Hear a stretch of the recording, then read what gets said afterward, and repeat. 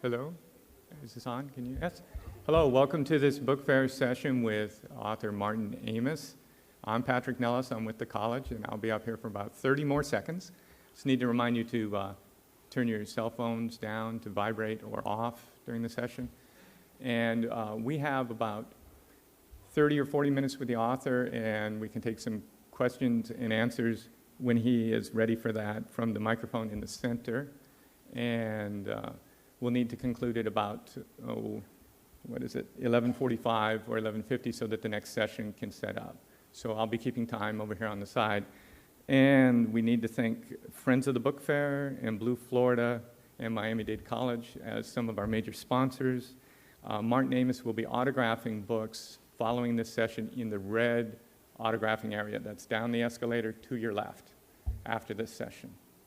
So if you have some questions, we do have time for Q&A towards the end of the session.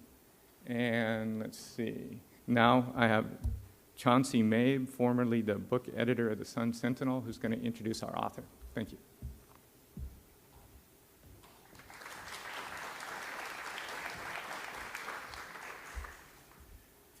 Thank you and good morning.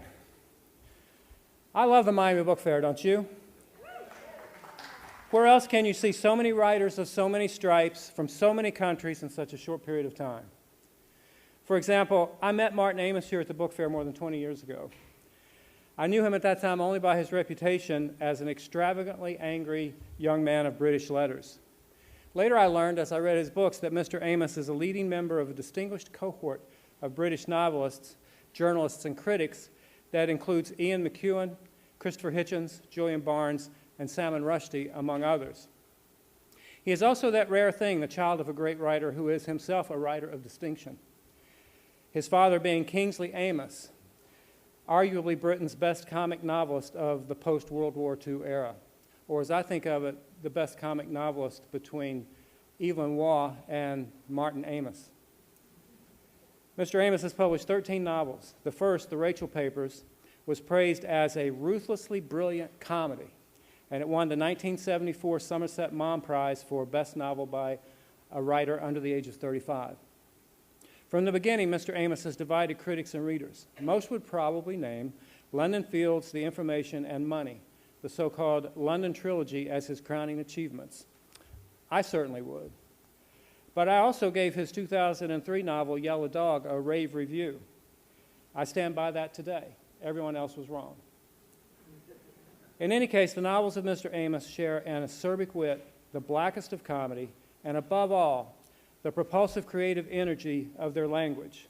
Time's Arrow, the story of a Nazi concentration camp doctor, is told backwards, from death to birth, and it was a finalist for the Man Booker Prize. Mr. Amis is also the author of several nonfiction books, including The War Against Cliché, a title any writer should love, which was a winner of the 2001 National Book Critics Circle Award for Criticism here in the United States. Over the decades, yes, decades, I've had the opportunity to interview Mr. Amis on a number of occasions. Each time I am struck anew, as I was that first time, by his personal grace and lack of pretension, the supple erudition of his wit, and the authority of his sonorous voice. Like most Americans, I'm a sucker for a good British accent. Mr. Amis can still outrage with his books, I'm happy to report.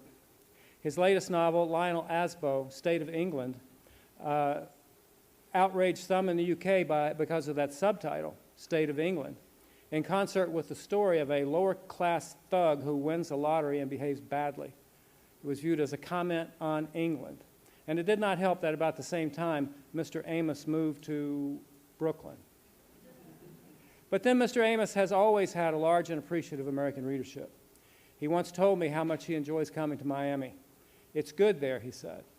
It very much helps my psychological comfort to read before a Miami audience. So ladies and gentlemen, let's give Martin Amis a big Miami welcome.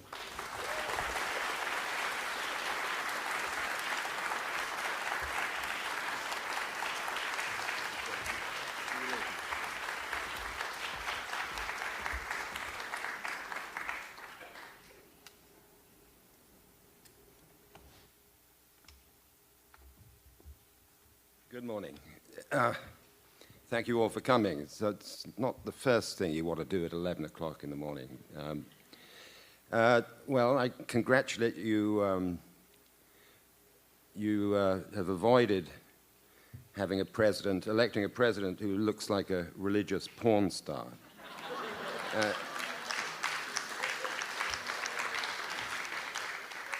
In fact, the last time I was in Florida, I was in Tampa for the Republican convention. But you can imagine, sorry, kid, I won't use too many bad words, but you know them all already.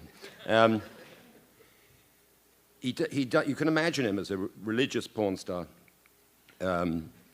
much respected in the industry, soaked in sweat as he does, one more scene. But down there in Tampa, his speech was very rushed because of Clint going on too long, mumbling on for an extra 10 minutes. So we never could really answer that question that all America was asking, which is Mitt Romney the kind of guy you'd like to have a glass of water with?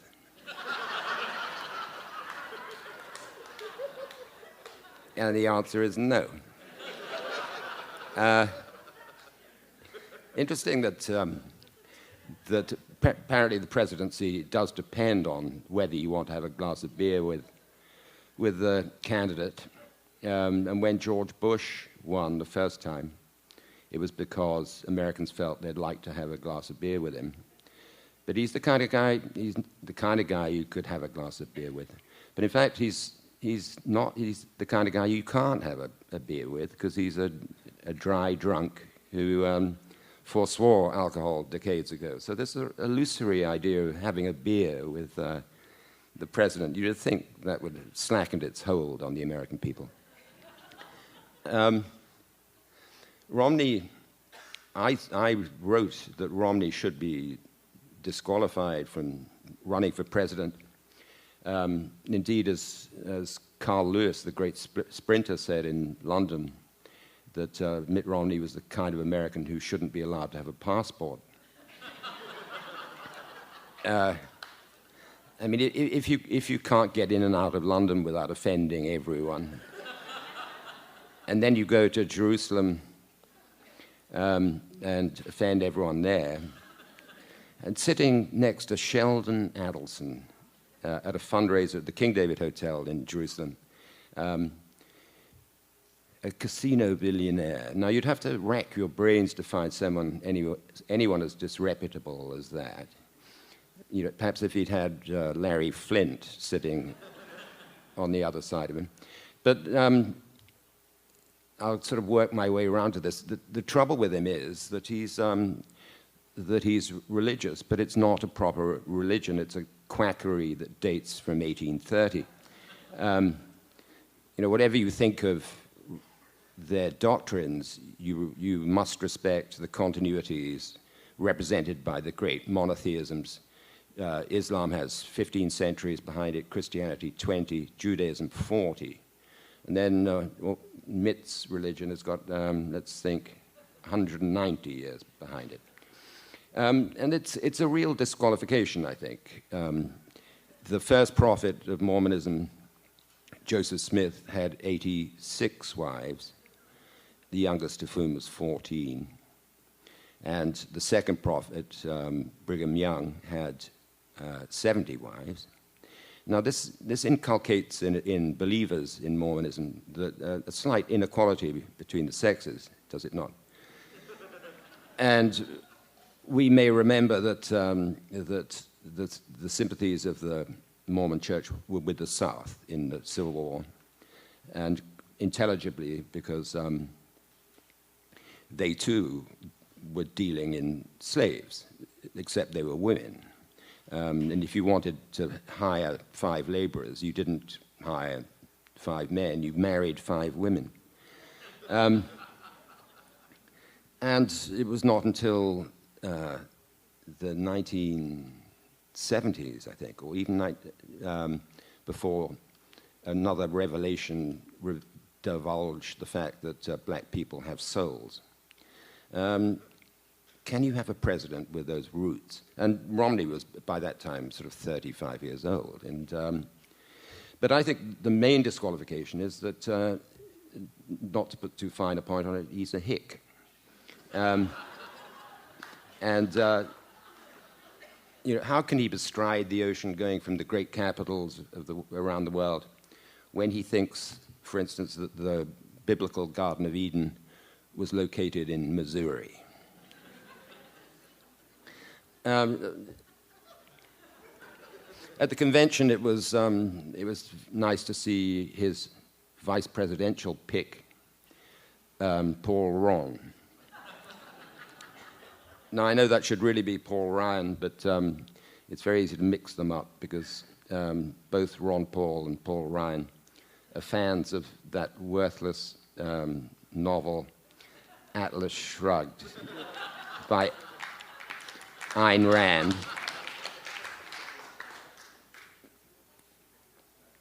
And they're also they're anti-choice libertarians, both of them. A very odd position, I think, don't you? That you believe in absolute minimal intervention from the state, except in the case of pregnant women. Then you get the courts, the police, the judiciary, the prisons all behind you when you're confronted by that. And I said at the time that Paul Ryan would guarantee the loss of Florida, that the Republicans would lose Florida, because the Sunshine State is also the senior state. And there we had Paul Ryan's voucher system. And we all know how older people love a nice change and a challenge, particularly when it involves their physical survival. And they leap at the chance to, go and negotiate with some health and pelf consortium to get the best possible return on their vouchers. And the health and pelf industry is by now so frankly thuggish that it employs, it disguises debt collectors as doctors. This is in the New York Times, and fans them out in the A&E units of American hospitals. And that's what the seniors of Florida would have to deal with. I was just amazed that the election was so close. But Americans do divide right down the middle. And I've always said that the Democratic Party represents the American brain, and the Republicans represent not the American heart or soul, but the American gut. And Bush Jr. said this is a gut presidency. I go with my gut. And he went with his gut into Iraq, as he said. My sons, both of whom are students of history, reminded me that that this argument is as old as democracy, that should you have the cleverest, the most able person leading the country, or the most average person. And, for instance, Rick Perry, absolute dream candidate in the gut department. And it wasn't much notice that that moment where he disqualified himself in one syllable, and blowing however many tens of millions of dollars that had been invested in him, when he said, oops. It sounds even more sheepish and abject if you say it with a Texan accent. Oops. But the argument between brain and bowel everywhere else in the free world has been decided long ago in favor of brain. But Americans still divides the nation, this question here in America. Right, I'm going to read a bit, and then let's have some questions. This is the story of a very violent but not very successful criminal very young, 21, who wins a great deal of money on the lottery, and with alarming results. No,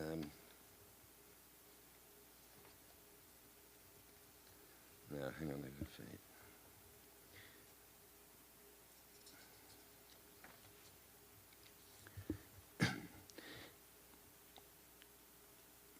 It was as he was mucking out, which is to say, it was as he was passing his spoutless kettle of human waste to the aproned orderly, that Lionel Asbo first got wind of the fact that he had just won very slightly less than £140 million. Yeah, you've had a bit of luck, apparently. Don't know what, said Officer Phipps. The light wants a word. You'll be sent for. The who, said Lionel. The light, you know, light of your love, gov, love. That's rhyming slang. Lionel, Jesus, said Lionel, you need your head seen too, you do, and rhyming slang's all crap. Officer Phipps continued to go about his tasks. According to him, you've had a bit of good fortune, and he was well pissed off about it and all. Yeah, what's this then? You'll be sent for. Lionel turned to his cellmate, Pete New, and said, drop charges.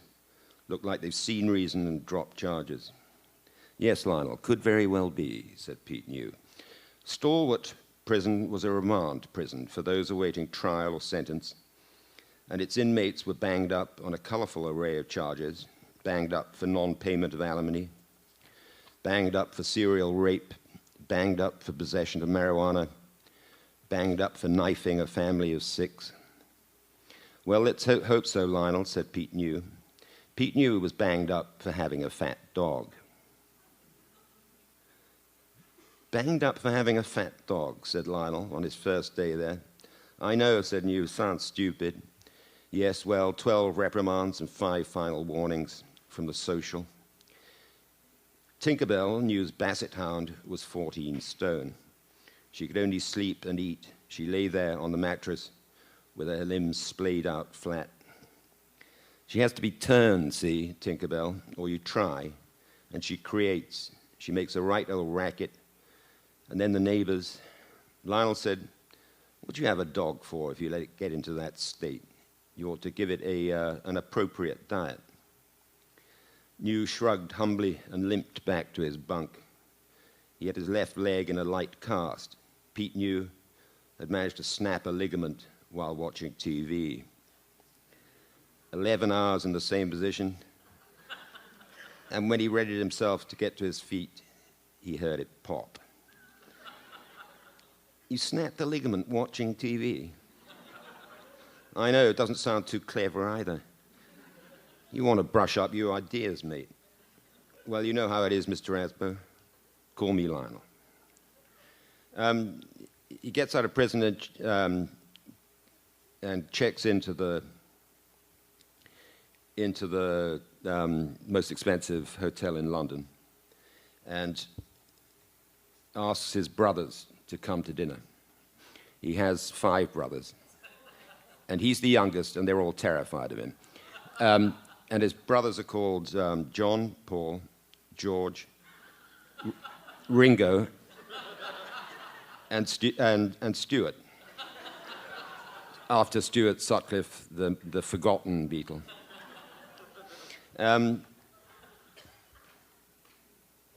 There was an article in the New Yorker some time ago saying that it would be very handy if all men on the planet were divided into John, Paul, George, or Ringo. He said it might simplify certain things, like a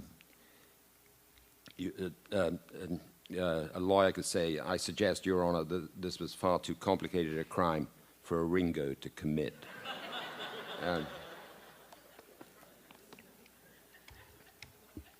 Now, he's having his 5 brothers to dinner, and they know he's won all this money.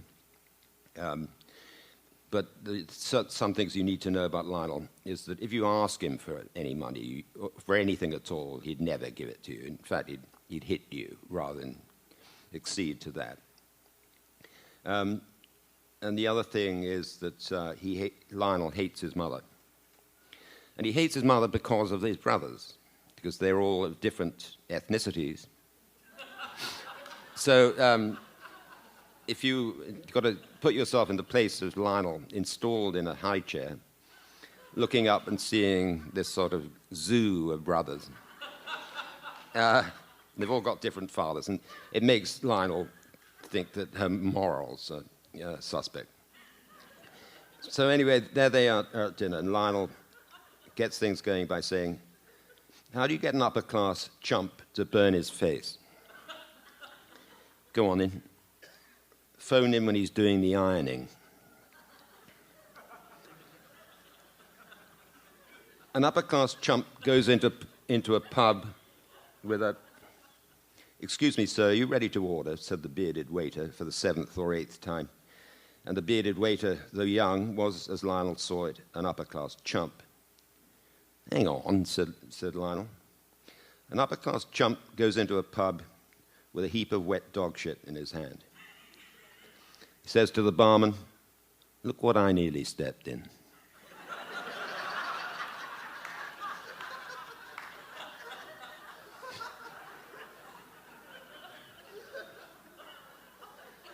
How many upper-class chumps does it take to... Wait up. Concentrate, lads.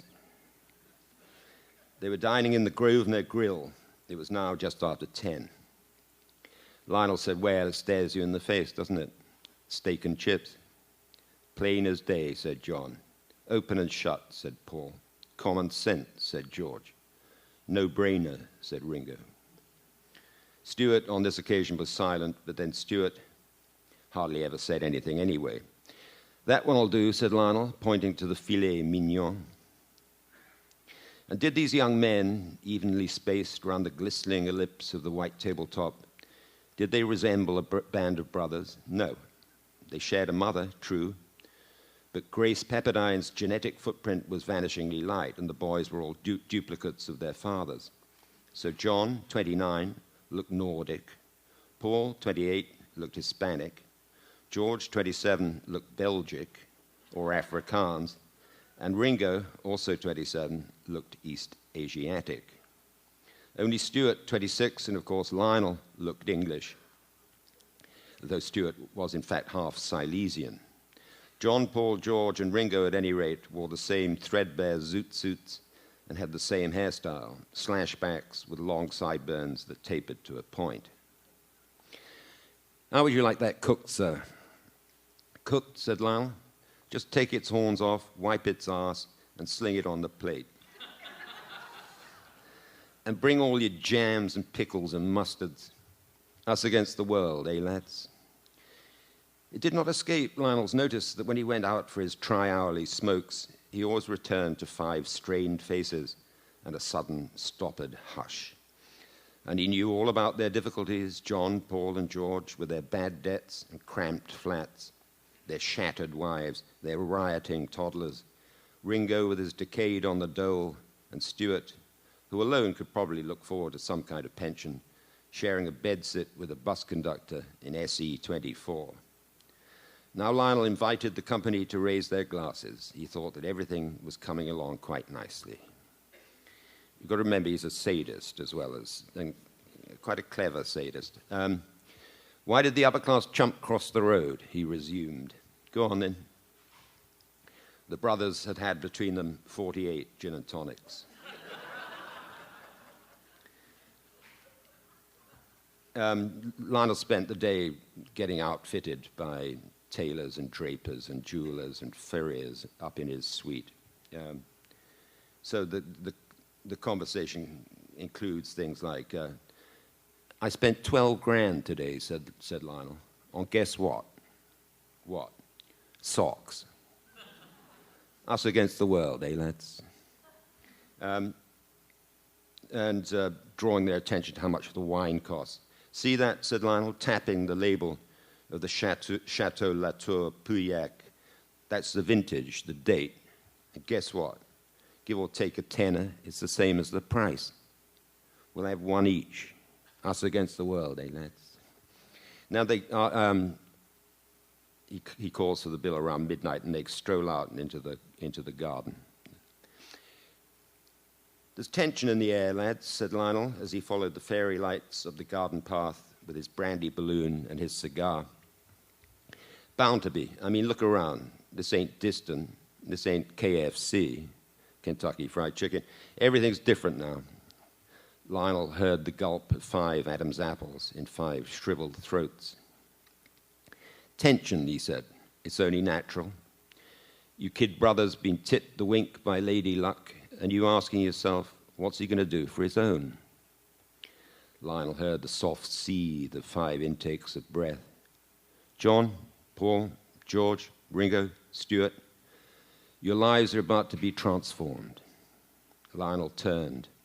5 pairs of feet staggered back. "Your number 1 headache from now on completely taken care of. You needn't give it another thought, ever. That shadow that never goes away, that nagging concern that wakes you up in the middle of the night, a thing of the past, over." Lionel looked forgivingly from face to face. "And what's that worry? Well, come on, let's not be shy. Begins with an M. Say it, M, M, M." Lionel lifted his gaze to the night sky. "Mum," he said.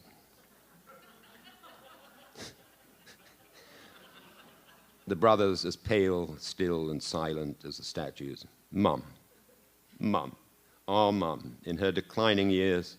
She's 45, by the way. "They're not having our Mum, mate." Lionel dipped his head and wiped his eyes. He sniffed richly. "Ah, look, I can see the lovely glow in your faces. You feeling better already, knowing I'll take care of Mum. Our Mum. Us against the world, eh, lads? Us for Mum." So, stunned hugs in the foyer. Then, one after the other, the 5 Pepperdines shot out through the revolving doors, ran a brief sprint, and stumbled to a halt. Sharply watched by Lionel Asbo, whose head abruptly jerked forward as something interesting seemed to develop with the skeleton staff of journalists in the courtyard. But it was just Stuart rebounding off a lamppost and falling over backwards, and John and George kneeling down to be sick. Thanks very much.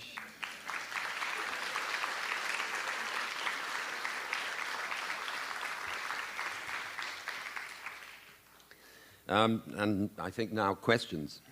We have the last 15 minutes or so.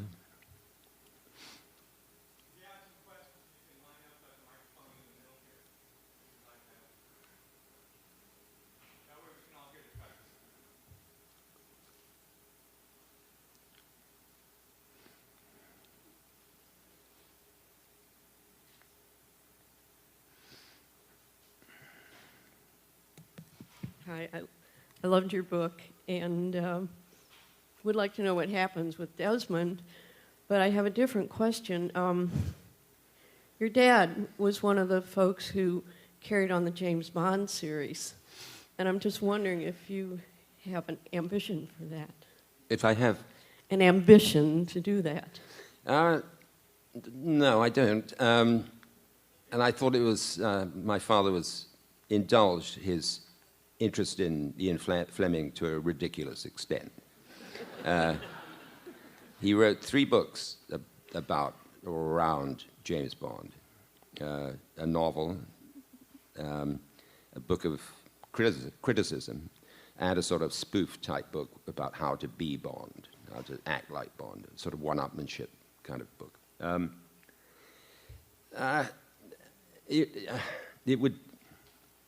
He wrote a piece about why he wrote the novel, the Bond novel. He said, well, first for the money, and bloody good luck to me, he said.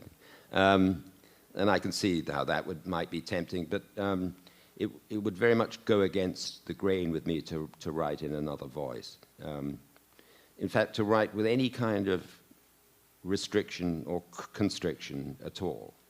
It's become more and more clear to me that writing is freedom, fiction is freedom, and that's why our hearts should break for all those writers in countries where there is no freedom of speech or limited freedom of speech. There has to be absolute freedom of speech. and we should stress this. No one probably in this room approved or was pleased about the Danish cartoons satirizing Muhammad. But once it's there, you have to defend it. And this keeps coming up. And what we should say when they say, why do you indulge these blasphemous outrages that cause such trouble? And the answer is that our system can't get by without it. Democracy depends on freedom of speech. And so do I. I mean, in my daily life, the idea of having any kind of limit or constriction is unbearable. So I would never write in another name or another voice. Thank you.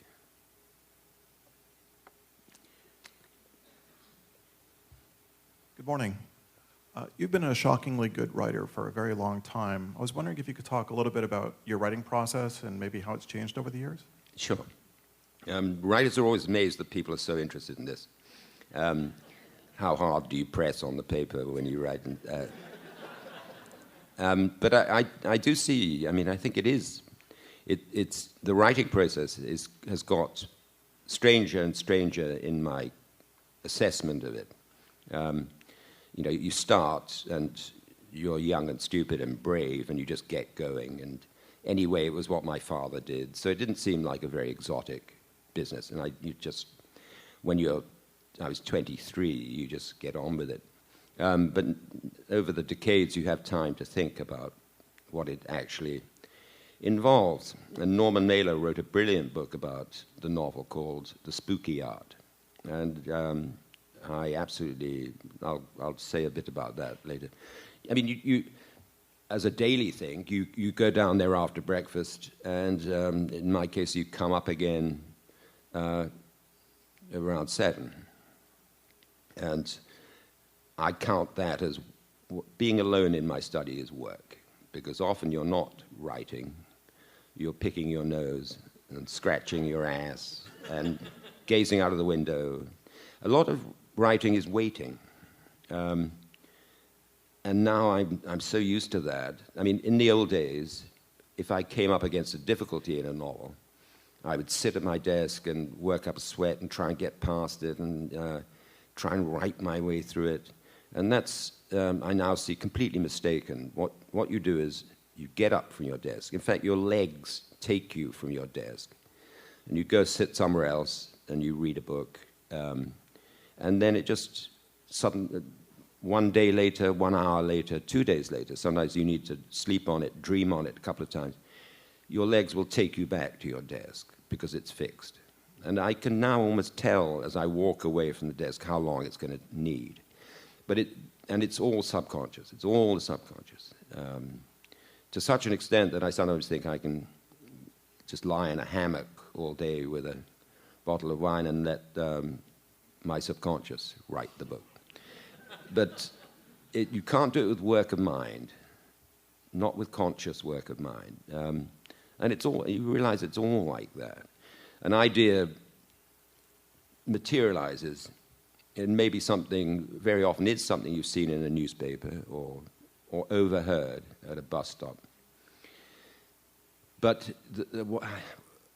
how you recognize it is again a physical thing, in that Nabokov called it a throb. And he said, for instance, the first throb of Lolita went through me when he looked at he saw in a French newspaper, a report about a monkey who'd been taught how to draw. And it had an example of the monkey's work, and all it had drawn were the bars of its cage. And that seems like a very long way from Lolita. But you can see how it sort of allies with the idea of Lolita, teaching an animal to do a sort of human thing, or a grown-up thing that's not in its nature, not in Lolita's 12-year-old nature. And to take something out of its nature is a great crime. But the word throb is the operative word there, and I know exactly what he means. And then, you carry this idea around with you for a bit, and often the enabling frisson includes something about the beginning of the book, just to get going. My novel Money, all I had for that was there's this fat guy in New York trying to make a film. And then you think, well, let's start and see what happens. And what happened with this book was I had this one idea. And then I started, and it was as if it was all there, you know. It's all around me. It was just there. And all I had to do was take it down. Might make a distinction between, there is this subconscious operation going on all the time, but we can make a distinction between the novelist and the poet, in that poets are individuals. They're nothing unless they're individuals. But a novelist has to be something else, has to be something of an everyman and something of an innocent as well. In fact, the poem by the poet you call Auden, and we call Auden, he has a sonnet called The Novelist. And it begins with saying what the poet is. He said, encased in talent like a uniform, the rank of every poet is well known. They can amaze us like a thunderstorm or live for so long alone. They can dash forward like hussars, etc., etc. And then he comes to the novelist, and he says, but your task is very different. You must become the whole of boredom. Among the just, be just. Among the filthy, filthy too. And I think that's a beautiful and true distinction between the two. You've got to absorb things and take it on, you know, in your person, and then do something that you hope will be distinctive, but will have to be universal. You're always assuming that what you feel is in fact universal. Poets are individual, novelists universal. And that's why, my father used to say, that's why no descriptions of sex ever work in fiction. Can anyone think of an exception? Because it's de-universalizing. That we're all made up of the polymorphous perverse, as Freud said. We all have these sort of random little quirky interests in our sexuality. And you cease to speak for the human race when you start, because it de-individualizes, it individualizes you and de-universalizes you. I mean, how do you write about it? This act which peoples the world, after all. Kurt Vonnegut parodied a sort of a way of writing about sex, where he said, "She gave out a cry, half pleasure, half pain. How do you figure a woman?" As I rammed the old Avenger home. Or you do it in the sort of manly, gentlemanly way. Towards morning, I took her again, you know. And it's laughable, is it not? And those writers who really spent a lot of energy trying to do it, Lawrence, for instance, didn't get anywhere with it at all. And I have to say that John Updike, whose method is to send a tiny little Japanese film crew into the bedroom and record everything with sort of eye-popping accuracy, I don't think he got anywhere with it at all. You can do failed sex. You can do the fiasco. But what you can't do is the earth moving, that sort of stuff. And for those reasons, I think, that it's anti-universal.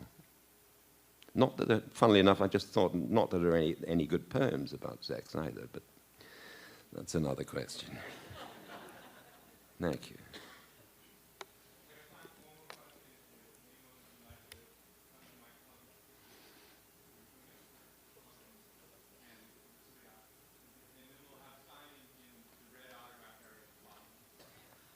I was wondering two things. I was wondering, your generation of British writers has just been a great gift to the English-speaking world. You know, from McEwen to Barnes to you. I mean, it just has really enriched. Who's behind you in England? And the second is, have you gotten a different political insight into America since living here? The first one is, what do I think of as the tradition? Well, no, who's coming after you? Oh, well, I wouldn't know about that. Okay, all right. Well, I don't want you to rush off the stage, mind you. No, because it's a very uneconomical way of reading, to read your youngers.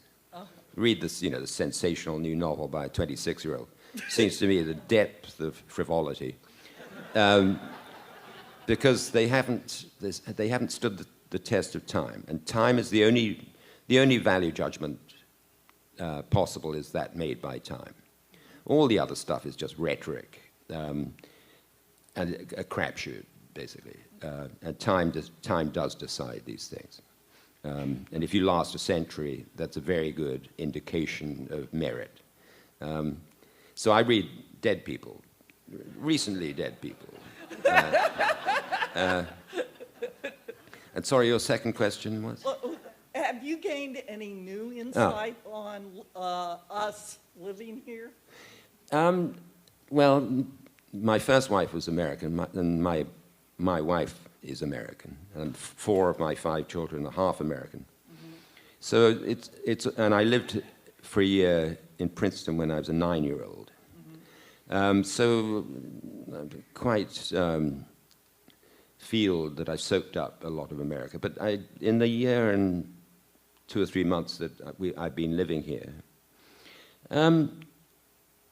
it seems to me there are 6 or 7 strains of real irrationality in American life.